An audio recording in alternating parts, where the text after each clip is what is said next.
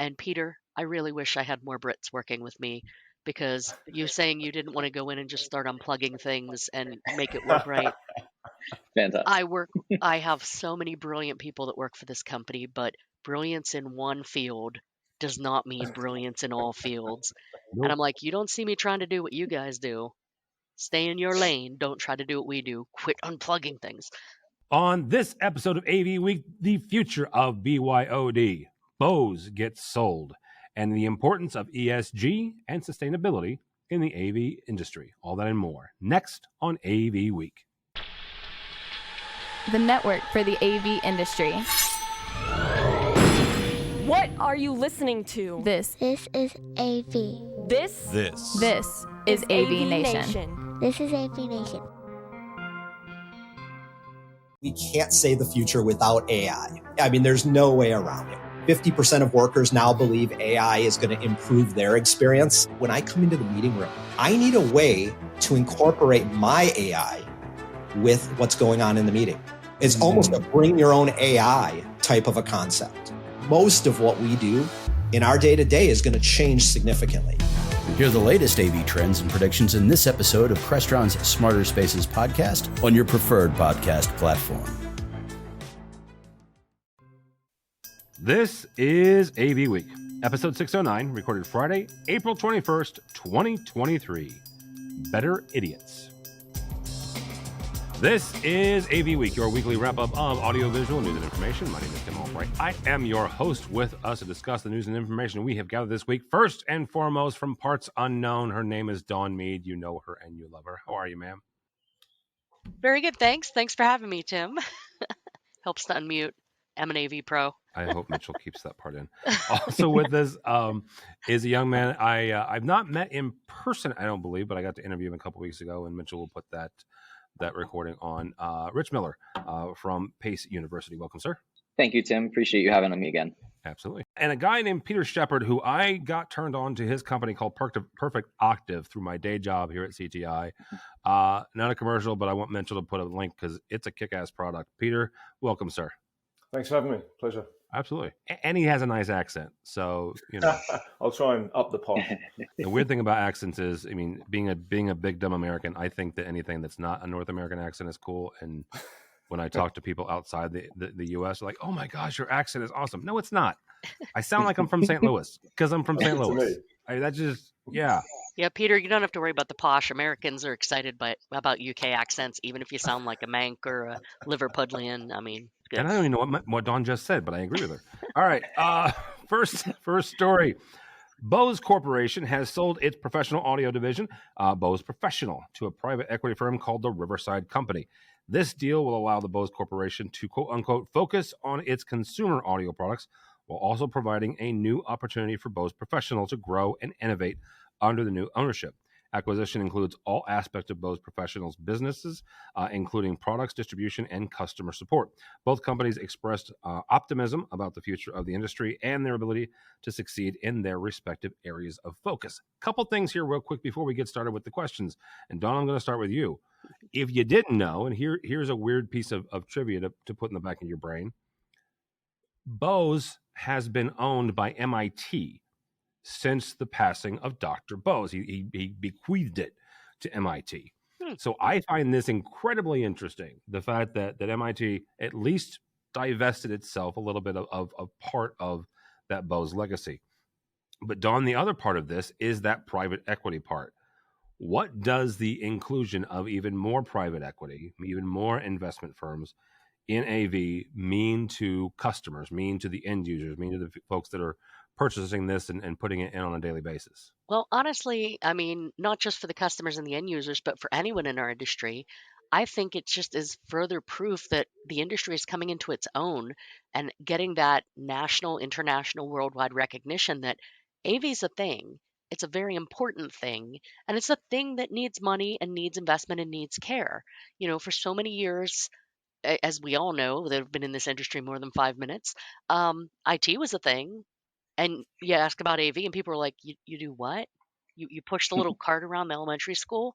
No, it's an actual multi-billion-dollar worldwide industry that people don't know. the fact that we've had so many private equity groups in the past, 5 years, Tim, investing in AV companies, that just shows that folks are aware how vital we are for communication in this era, and that we're not going away, and it's worth their time and their money, most especially. So looking forward to seeing how it works. You look at the top 10 exhibitors at InfoComm this June, and you're going to find a lot of private equity. We're going to find a lot of investment firms owning the back end of those. Rich, same question. Living and breathing inside Pace University there in New York City. What does this mean in the classroom, and what does it mean for the users? Yeah, I think I think it just shows, to emphasize Dawn's point, that there's definitely been a shift in a good way towards really recognizing what we need. And I'm going to specifically cite the media and communications department that I work very closely with at Pace. They do everything from filming to podcasting to they do a documentary course where they go, speaking of, we were talking beforehand about a trip to Europe. They just got back from France doing a documentary course. So having the support of a company like that and really getting that name brand recognition. I mean, growing up, Bose was always like the pinnacle, the top of the mountain, right? Like, it was, for me, it was always like, oh man, I'm going to spend, but if I'm going to spend, I'm going to get Bose because I know the quality that I'm getting. And now that kind of shift has occurred here, we're looking at it as, oh wow, we're really getting spotlighted now. They've been brought out by this private firm, and like Tim, like you mentioned, I'll be there in InfoComm. I'll keep account of how many of the show floor exhibitors are owned by private equities. But yeah, it's so interesting to see this shift.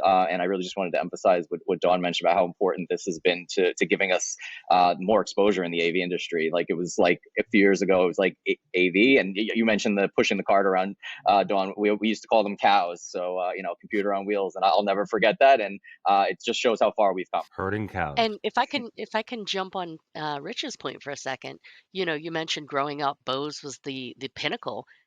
That's true, but I'm glad to see in this story that they're divesting the professional from the consumer, because for a lot of us that are a little older than you and have been in the industry longer, Bose was the pinnacle of the consumer stuff.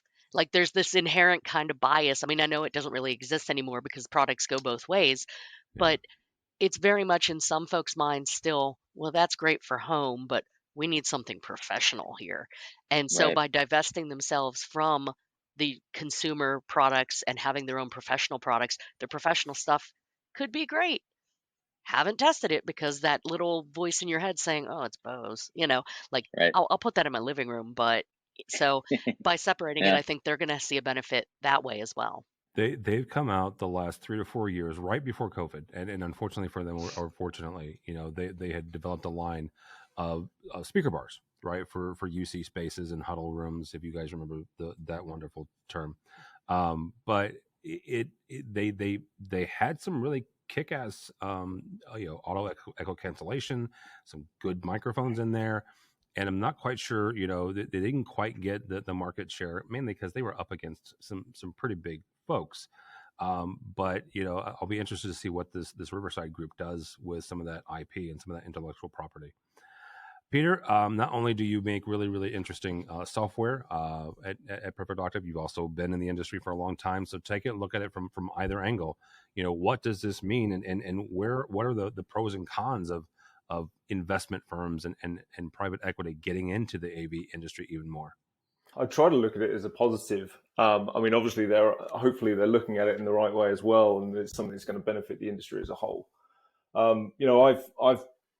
I've known and been working with Bose for probably all my career so far. So it's about 20 years in the AV industry. And when we started, particularly in the UK, I'm not sure about the US, one of the big things we had over here was actually the Bose Pro status. To even deal with Bose, you had to be a Bose Pro partner. And that was actually a real sense of prestige. So I know it's been talked about on previous episodes, in terms of recognition, industry recognition, company recognition. And actually, being a Bose Pro partner was a real stamp saying, we know what we're doing. And it was quite hard to achieve.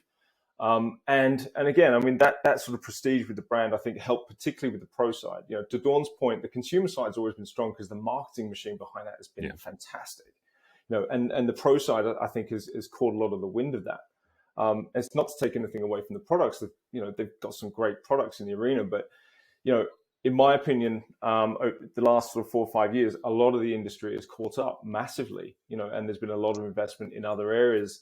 So if this is a way to inject more capital into the pro side of the business, as you say, leaving the consumer side to do what it does and invest into the pro, get the marketing out there, get the products up to, to surpass the levels that we're seeing from perhaps some other competitors, then I think it's really exciting. All right. Next story comes to us from our friends over at Rave Pubs. Megan Dutta interviewed Tim Trost from Legrand, and they discussed the importance of sustainability in the AV industry and the steps being taken by Legrand to address this issue. The article highlights several initiatives undertaken by Legrand AV, such as reducing packaging waste, using sustainable materials in product design, and investing in renewable energy sources. The company also emphasizes the importance of educating customers and partners on sustainability issues and providing solutions to help them achieve their own sustainability goals. Now, this was a part of a larger effort for Rave and Commercial Integrator. They partnered together for a fundraising effort. They didn't charge the sponsors to talk about this and talk about what they were doing, but the sponsors donated to earth-friendly charities. So far, they've raised $15,000 for those efforts. Mitchell will put a link to that, those efforts on Rave's website on this episode's page. Rich, we're going to start with you on this. How important are green, or the new buzzword is ESG, environmental sustainability and governance? How important is that when a university like Pace makes decisions on purchases, right? You're looking at a proposal. You're looking at, you got to do 50 classrooms. How important are efforts like this when you make your final decision? Yeah, Tim, I mean, it's obviously it's super important, but the big thing I took away from this was that, like, obviously we can talk about this over and over again, but until we can actually kind of have some metrics behind it, I think that's kind of like what the article was mentioning. We're not really sure of some of the consequences out there. So when we're getting a proposal, when we're looking at all these installs and all this cool stuff that we're putting in there, we have a little bit of an idea of what's happening, after the fact or during the install, or what we're taking out of a room and so on and so forth. But for short term, but for longer term, I think the biggest thing is we're not really sure what the consequences are. So I think there needs to be a little bit more, I guess you mentioned education into this for everybody involved, whether it's the integrator, the distributor, the installer, the end user. And the biggest thing I see, the reason I see that as super important is coming from Pace, where we are a liberal arts school, College of Arts and Sciences. We also have a business school, but in our College of Arts and Sciences, we specifically have a very big, fairly large environmental program on campus.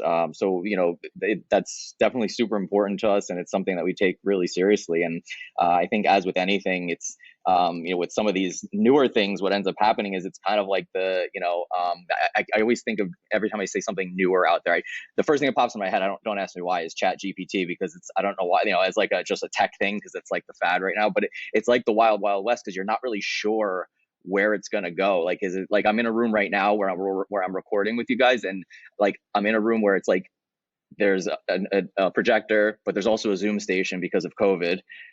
So that was kind of like a thing that was a placeholder for when COVID occurred, right? So that folks could still keep their classes going. But it also has this beautiful podium with a set up for you to come in and run your class as well. But my thought process is, immediately when you asked me about this topic, was, well, what's going to happen, hopefully in the next few months, as, again, I know COVID's never just going to go away, but like we're moving towards being farther and farther away from it. Where's that Zoom station going to go? Like, is it just going to get dumped somewhere? And I think that's ultimately sometimes these Band-Aid fixes end up causing longer term issues as far as I know the greenhouse emissions, carbon footprint, all that stuff. So there definitely needs to be some more education, I guess, and some research done behind it. I know it's easier said than done, but I think there's always a lot of talking about it and giving the insinuation that it's being done, but there probably needs to be more done. So really quickly, because that is a very, very important part there. Again, my day job is I work for CTI in St. Louis. We're integrator. We've got about 30 some odd locations. I'm in marketing, so don't ask me any technical questions.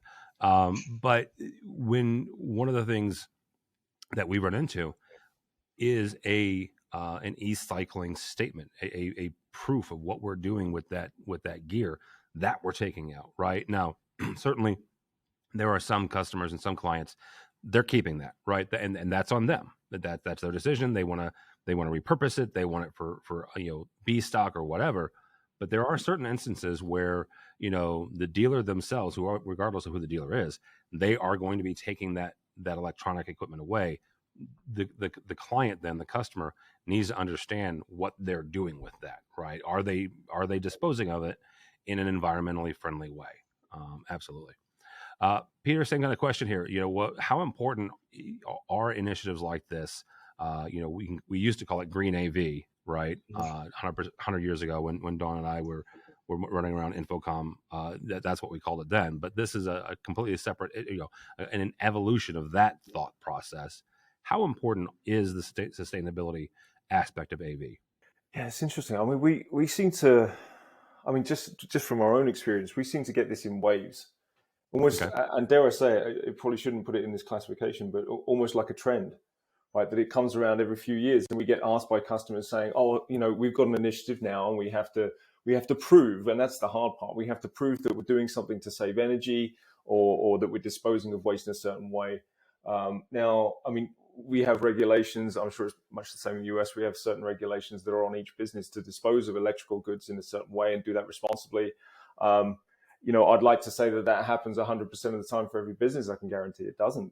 But when it comes to, to servicing these requirements for clients, as I say, it sort of comes in dribs and drabs. And to me, I don't think it's quite enough. I think there should be a bit more interest in this area to make sure that, some of the equipment that we're putting in is, they'll say sort of Energy Star rated, right? So having classifications that at least go some way to say, this is what it will do. This is what it will run in standby. And none of this jiggery pokery where you say, okay, well, it runs at this kind of wattage, but only when it's doing absolutely nothing. But by the way, it's never actually doing nothing. We get asked to kind of prove this information. And to be honest, it's a very hard thing to prove. It's already been pointed out. You kind of need to do studies of this and get the data. And if you're putting in systems, even from a point of view of, well, are we saving energy from a green initiative to make sure that rooms aren't, powered on when they're not being in use, etc. Well, that's fine. Are they working? Are they operational? How are they programmed? Is the equipment that's actually monitoring that, affecting the statistics in that, because it's powered up and it's going to be monitoring the equipment? I'm not saying it doesn't exist, but I don't think personally there's enough information to make real good judgment calls to say, you know what, you're after saving energy and doing the right thing by the environment. This is the way that we can do it. And this is the way we recommend. Not particularly when it comes to AV, and I think probably a few other technical fields as well. I think there's probably more that has to happen. All right. Dawn, I'll let you wrap up with this one. How important is this in, Dawn works in around, the DC area, and that's about all we can say. So how important is it to, your industry and the folks that you work with? Surprisingly, very important. Surprisingly, because we don't hear about it very often, or it comes in waves, as Peter said. Yeah. But this is something that has not just in my own current company, but even back when I was an integrator, even back 10 years, 15 years ago, earlier in my career, it's showing up on federal bids and government documents.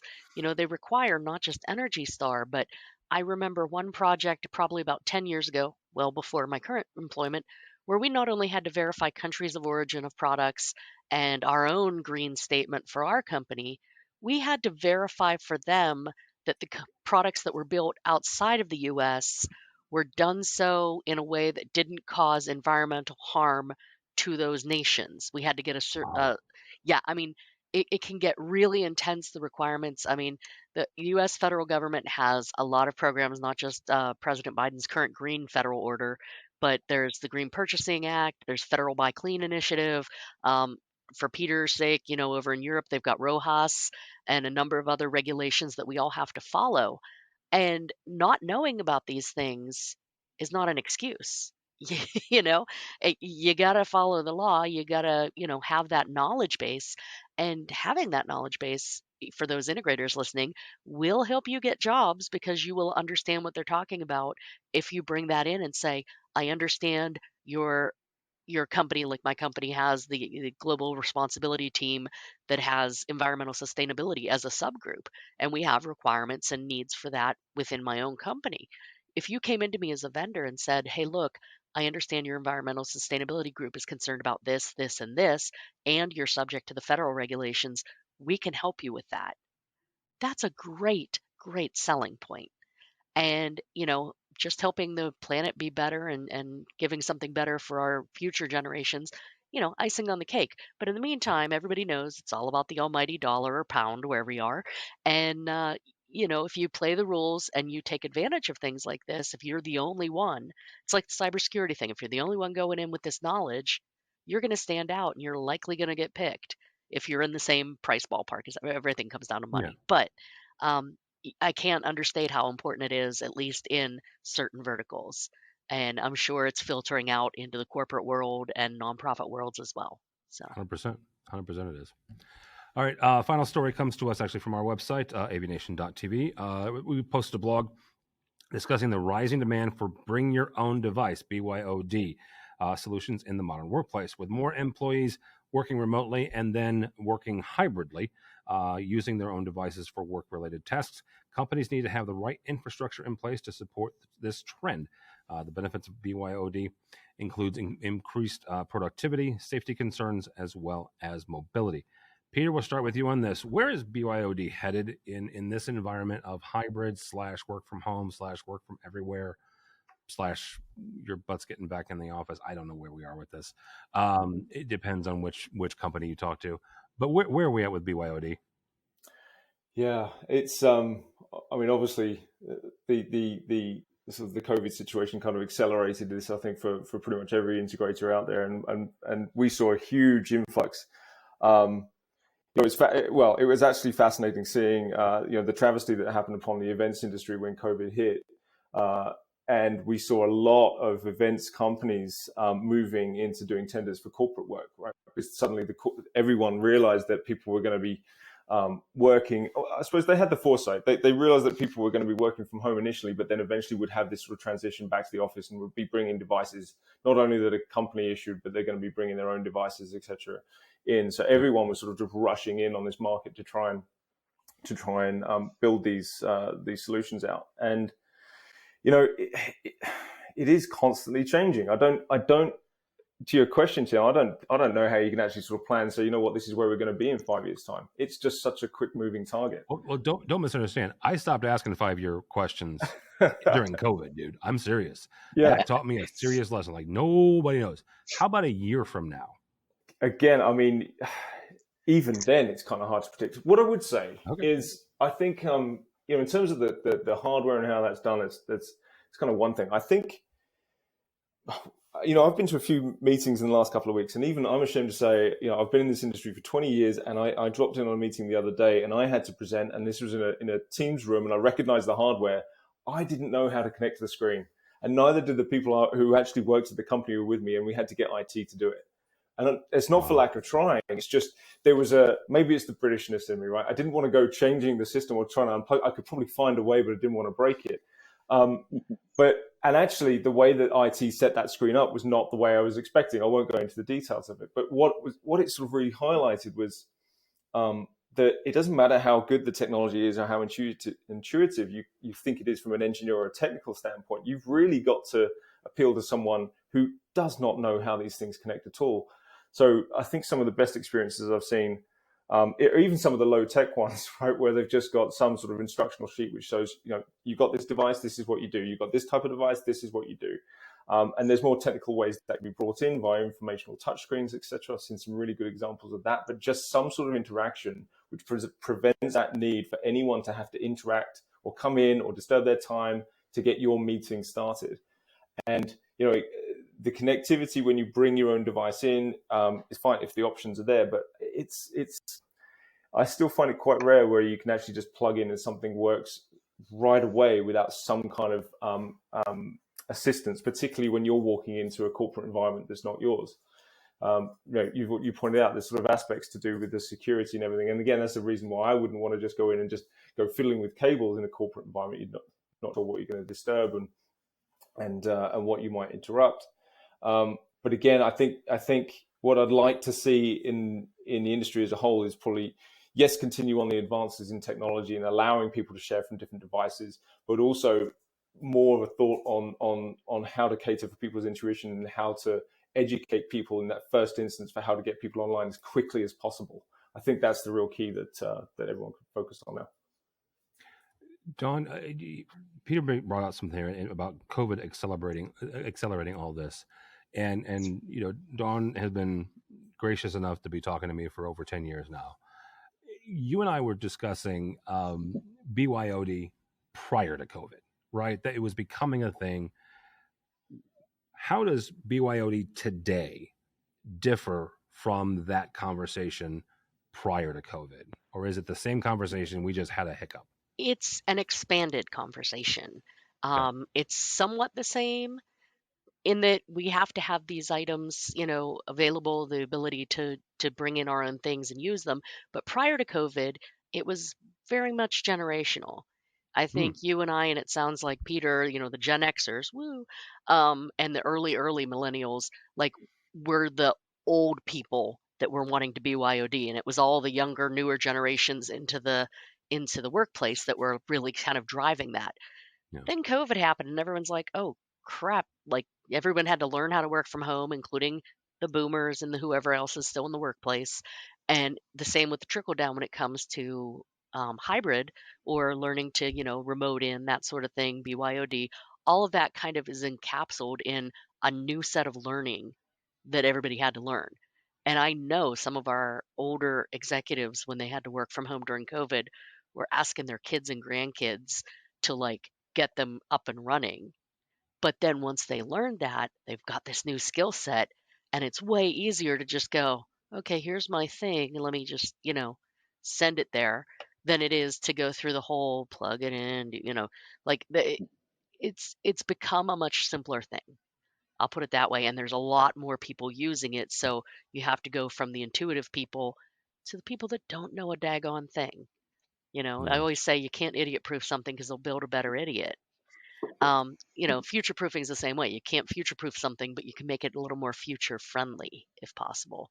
But yeah, I mean, that's kind of where we are. It's a necessary skill. It's a necessary feature in rooms. I'm actually kind of lucky because in the vertical and the company I work for, a whole bunch of our rooms can't be YOD ever because they're secure and they're encapsulated and they're in their own little world, and we can just go old school AV with them. But everywhere else, they want to bring in a device, bring in a tablet, a company issued laptop. It might be a customer of a company's coming in with their devices. So, in those spaces, we have to think, how can we do this? How can we make this easy? And Peter, I really wish I had more Brits working with me, because you saying you didn't want to go in and just start unplugging things and make it work right. Fantastic. I have so many brilliant people that work for this company, but brilliance in one field does not mean brilliance in all fields. Nope. And I'm like, you don't see me trying to do what you guys do. Stay in your lane. Don't try to do what we do. Quit unplugging things. So really quick show of hands, because this is more of an age test. As Dawn's talking, I'm immediately going back, 20 years when we plugged in the FGA or the VGA, and we had to hit function 12 or function 8 to get the function F8. Thank you. See, that means. See, Rich. Gabba Gabba, one of us. Woo. Yeah. All right, Rich. You'll bring this one home. Where's BYOD in education? Like, what is that? How does that impact you guys? Yeah, so in the sense that, I mean, obviously a lot of this tends to go back to COVID. I've always been a big advocate of it even before COVID, but obviously COVID turned everybody's world upside down, obviously. But as far as teaching and faculty and the rooms that we support, mind blowing, right? To think back that was only 3 years ago. We had to pivot on a dime and change all this. So the first thing is, in the beginning of that, we moved everybody over from desktops to laptops, essentially, which I think is kind of becoming a commonplace now, where you can easily bring your laptop home, plug it in at a dock on workspace, or even if you don't have a designated workspace, there's swing spaces where there's screens and docks and so on and so forth. The biggest thing, though, was that that learning curve that Dawn mentioned, right? We have our super users that were already the ones that had their own laptops that would come into class and always be plugging into the HDMI or even attempting, a wireless. If we had like an intermediate, am I allowed to talk about Crestron intermedia? Like in the article, I mean, the article mentioned it. I don't care. Yeah, so like any type of Barco, any type of wireless device. Like we have a couple people that are always willing to try the new stuff, right? We have a couple fancier high end rooms, but then you have that middle ground where the folks that would be like, oh no, there's a desktop in the room, I'll just bring my USB drive. We still have some old school like that. And then when we had to go full remote, there were folks that didn't even have a laptop, so they were at home we were shipping laptops, coordinating with all central IT and shipping laptops to faculty. Ordering laptops, supply chain issues, not getting enough laptops. And so then there was a hardware issue. So then it became a whole, different set of issues, concerns, right? Now, fast forwarding, a little bit to around now, give or take.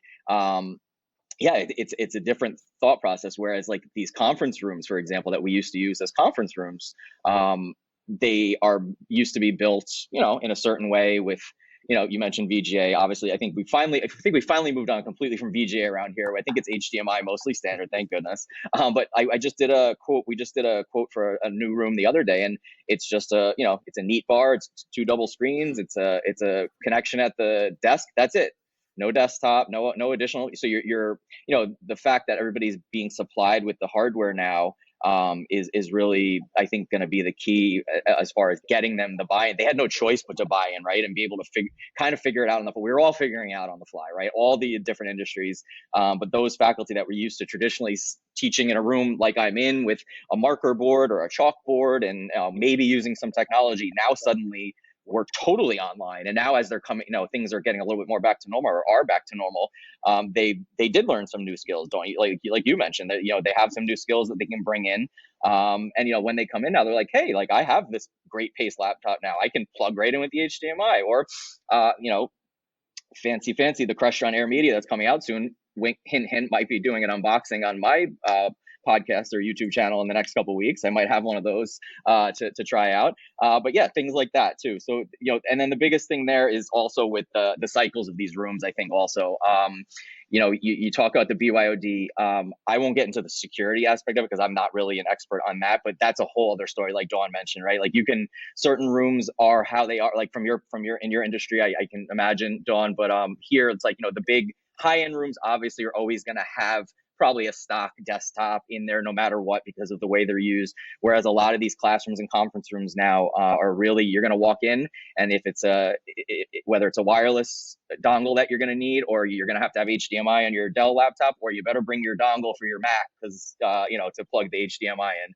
Otherwise, you're going to have some issues. But yeah, it's been quite the 3 or 4 years. But I'm a big advocate of pushing the BYD. The familiarity piece is key too.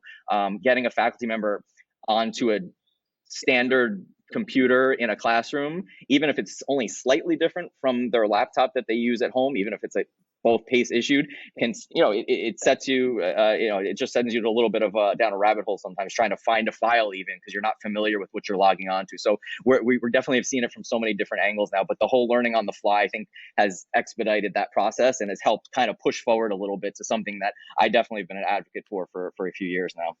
Between the three of us, we've all kind of detailed different scenarios with different platforms and different people using them. We've kind of highlighted the issue right here just in this conversation. This is what we're encountering. You've got different generations who are expecting different things. And so to your question, Tim, what do I expect in a year? Probably a 12th standard to back up the other 11, right, that exist. I think the utopia is that if you could always walk into a room and know what you're going to expect and know what you're going to connect to. And yet, if you work for one company and they've got the same setup, that may be the case. But if you're going from, if you're doing meetings from company to company, you never know. And I think that's the bridge that still needs to be built, is making sure that everyone's comfortable and has got that confidence that they can walk in with a device and know it's going to connect. And we're far from that. We've got some amazing solutions out there, but there's so many of them at the moment, and trying to cater for so many different people and so many different walks of life and so many different formats, that maybe it's just a case of, all of that older hardware gets responsibly disposed of eventually, and we move into this one format world, and everyone feels a bit more confident going into those meetings or those classrooms. But, a year, 5 years, who knows? But Peter, I'm not holding my breath, because Forget about the whole world getting on one standard setup and one standard experience. I'm not just pointing a finger at my company, but several companies I've been to as an integrator and currently. You can't even get the same experience or the same setup room to room or building to building, let alone worldwide company to company. So Well, that's even a worldwide within your company. yeah, right. So like, if I were to hold my breath waiting for it, I would match Tim's shirt. It's blue. It's blue if you're not watching the video. Oh All yeah. right. I heard a presentation recently, just to piggyback off of both of what you said, both of you said in person, from another university where they have standardized.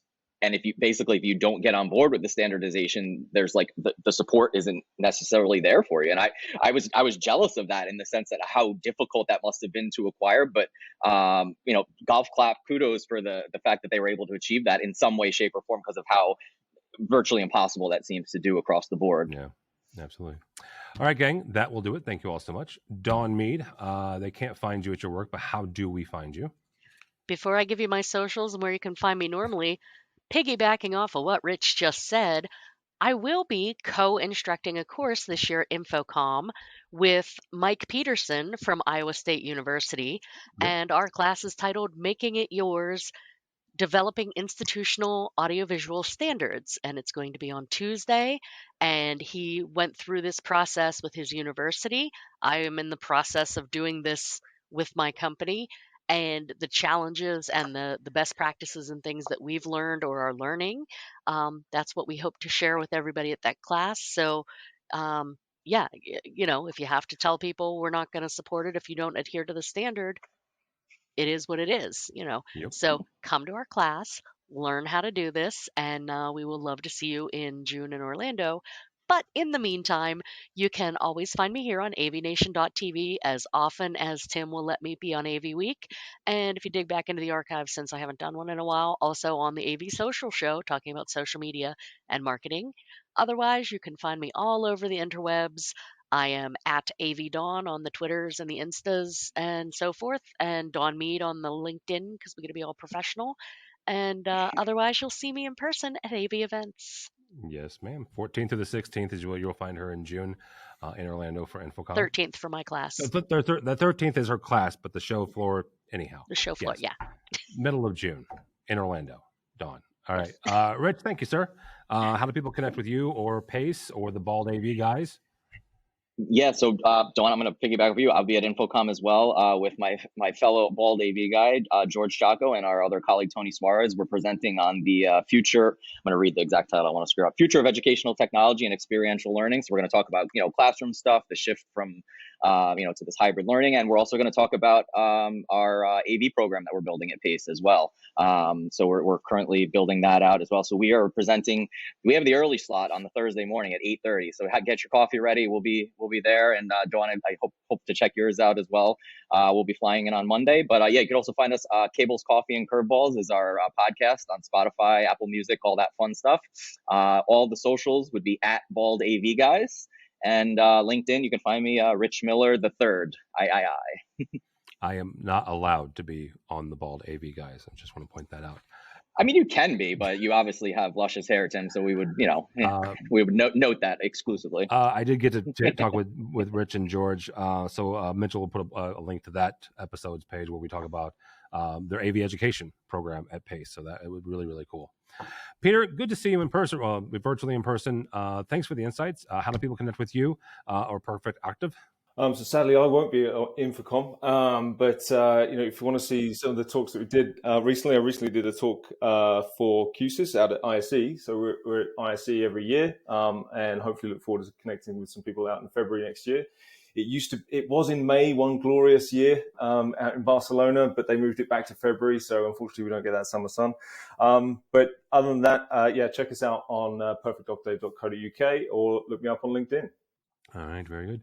For me, for Tim Albright, do not follow me on the Twitters. At this point, I am cautiously optimistic about the Bears season. That's all I'll say about that, because the Blues are not in the playoffs. And that's all I'll say about that. But yeah, Infocom, all kinds of stuff going on. Go to our website, AVNation.tv. Go to infocomshow.org. All kinds of stuff. If you haven't registered, you can use our code AVNation. But here's a rundown of what we got. So we've got we're partnering with our parent company CTI on Tuesday night from 6 to 11. We're doing a Tech on Tap party at the Ice Bar in Orlando, so you can register for that. AVNation Tweet Up, which Dawn was there for the first one, and I expect her to be for this one, 4 to 6 on Wednesday afternoon in the Orange County Convention Center, and all kinds of other fun stuff. So yeah, go by the website, avnation.tv. That's avnation.tv. We also head to Orlando the 14th through the 16th of June. So all that and more at avnation.tv. That's avnation.tv. Thanks so much for listening. Thank you so much for watching. That's all the time we have for AV Week.